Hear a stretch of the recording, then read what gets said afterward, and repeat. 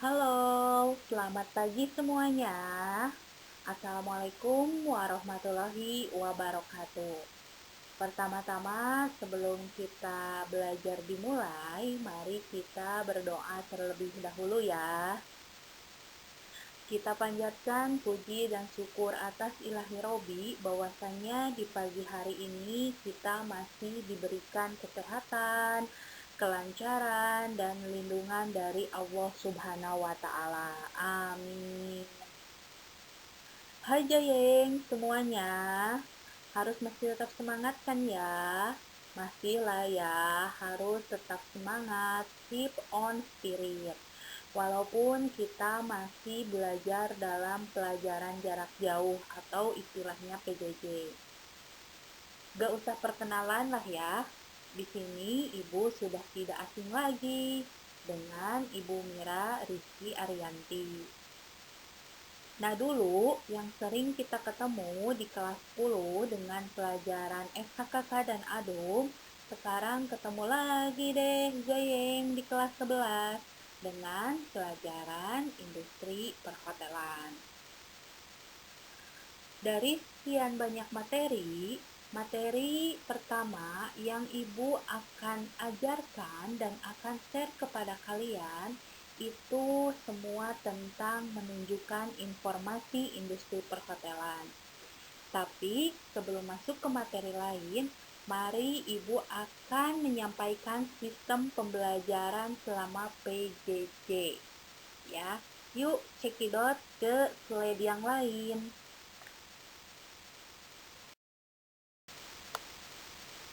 Nah, di slide kedua, di sini mari kita simak ada sistem pembelajaran industri perhotelan selama PJJ.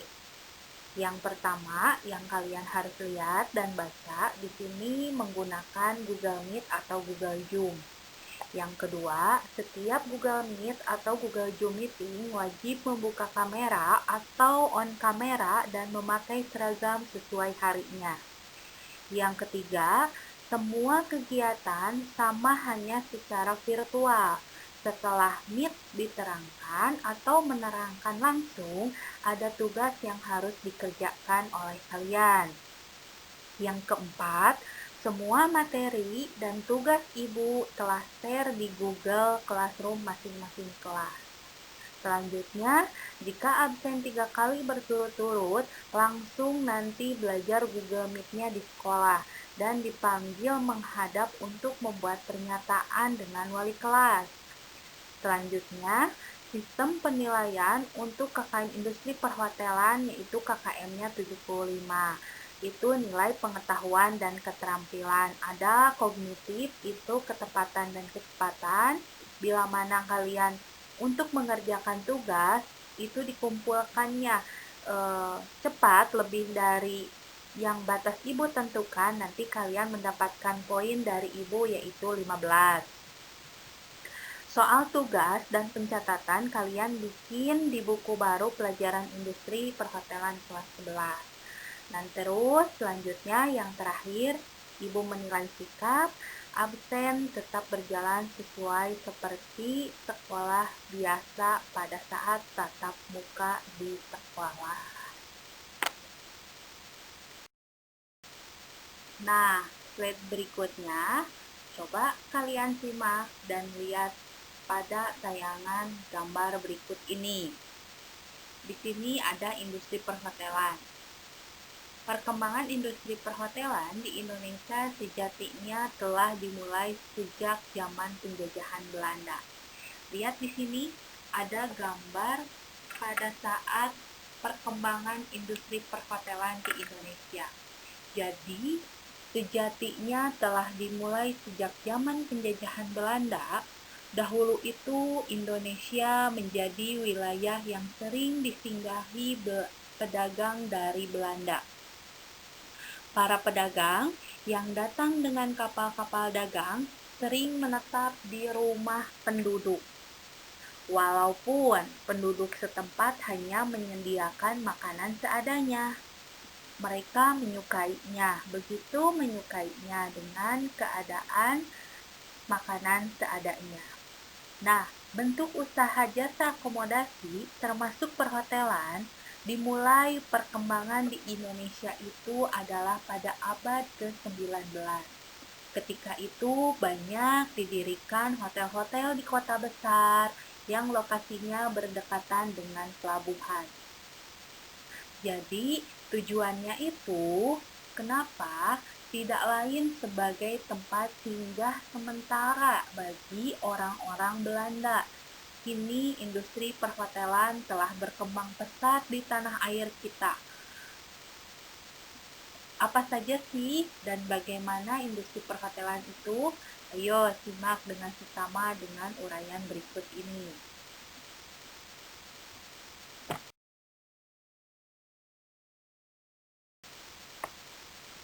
Nah, di slide berikutnya, coba kalian amati gambar-gambar berikut di bawah ini.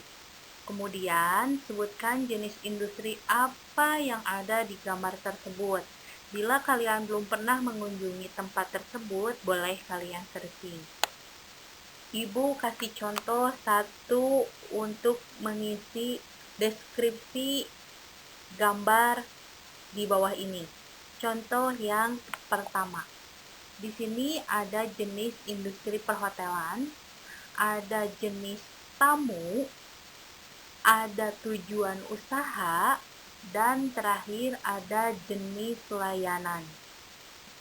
Nah, sesuai dengan pengamatan gambar yang nomor 1, di situ ada jenis industri. Jenis industrinya yaitu akomodasi hotel. Jenis tamunya itu bisa family room, triple room, privat room, dan lain-lain.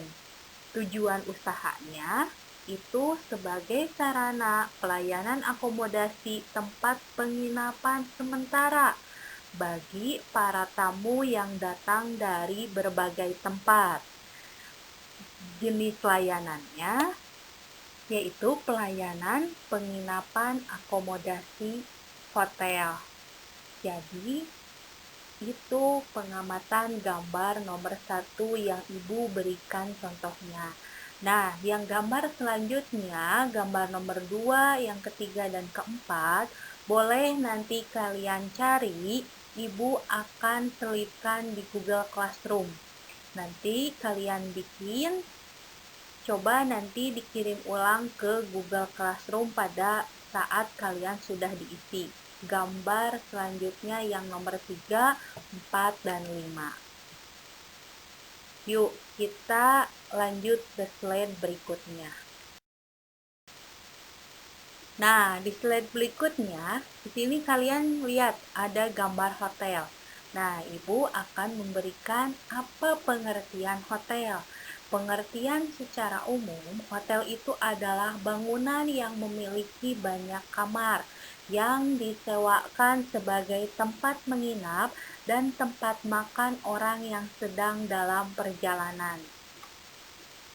Nah, agar sebuah bangunan bisa dikatakan hotel bintang 1, setidaknya bangunan harus memiliki 15 kamar dengan luas masing-masing minimal 20 meter persegi. Jadi, yang dikatakan dalam klasifikasi bintang, ini bintang 1 itu minimal harus memiliki 15 kamar, baru bisa dikatakan klasifikasi bintang pertama atau bintang 1. Nah, untuk klasifikasi bintang 2 itu kelipatan dari bintang 1. Jadi, bisa 30 kamar, 45 kamar, atau 65 kamar itu untuk di bintang 2. Bintang selanjutnya klasifikasi itu untuk kelipatan 15. Dan ruangannya masing-masing minimal 20 meter persegi. Nah, selain itu juga, tempat untuk menginap, hotel biasanya memiliki berbagai fasilitas yang menunjang para penginapnya. Misalnya, fasilitas yang menunjangnya itu apa saja? Ada restoran, ada tempat spa, ada kolam renang, dan ruang pertemuan atau yang disebut meeting room. Next, kita ke slide selanjutnya. Oke, nah di sini bisa dilihat nih fasilitas industri perhotelan. Nah, fasilitas industri perhotelan di sini ada hotel merupakan bagian integral. Integral itu jadi yang diperjualkan oleh jasa pelayanan hotel itu apa saja sih di dalamnya secara integral. Nah, di dalamnya itu ada kamar tidur, ada pelayanan makanan dan minuman, dan pelayanan-pelayanan penunjang lainnya. Apa saja sih yang disebut pelayanan-pelayanan penunjang lainnya? Ada tempat-tempat rekreasi.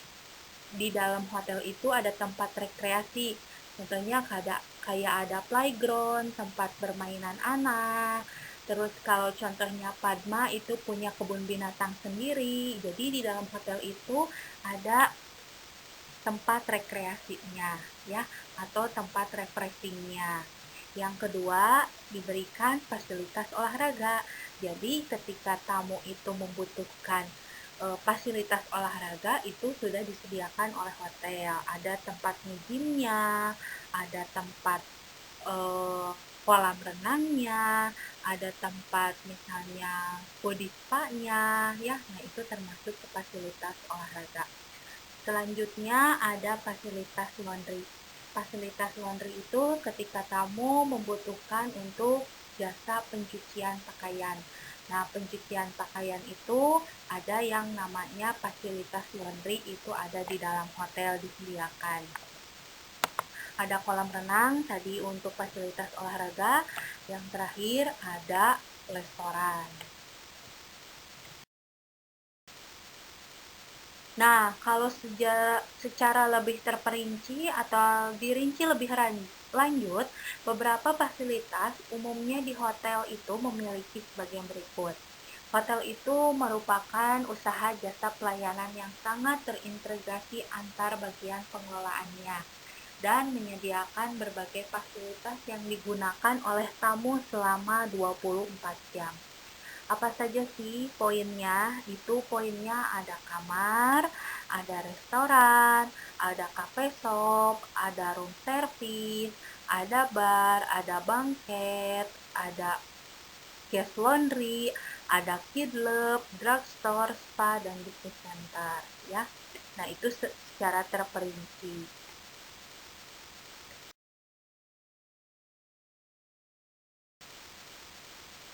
Nah, untuk departemen-departemen yang ada di dalam hotel itu ada beberapa divisi dan departemen lainnya. Salah satunya di sini yang termasuk adalah front office. Kalau front office itu dia merinci lagi, dia punya section lagi, yaitu ada concierge section, ada reception section, ada reservasi section, ada telepon operator, ada informasi section. Terus kalau housekeeping departemen sama juga dibagi beberapa section.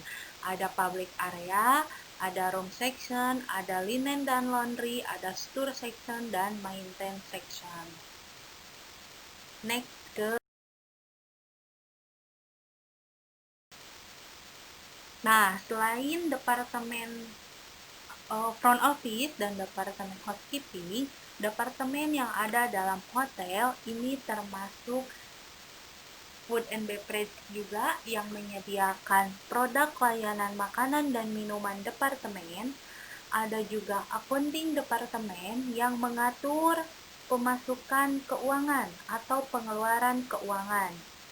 Yang ketiga ada marketing departemen, ada HRD departemen, itu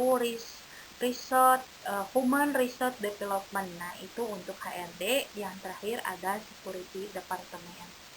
Nah, anak-anak, yang tadi Ibu sampaikan materi untuk informasi yang ada di dalam industri perhotelan, Ibu cukupkan sampai di sini ya. Nanti kita masuk ke ruang lingkup perhotelan. Nah, Ibu nanti pada saat di ruang lingkup perhotelan, Ibu akan menjelaskan tentang pengertian departemen-departemen yang ada di dalam hotel. Lebih secara jelasnya, concierge section itu apa, telepon operator itu apa, reservasi telepon itu apa, dan sebagainya. Jadi, hari ini kita akan membahas tentang poin-poin informasi yang ada dalam industri perhotelan.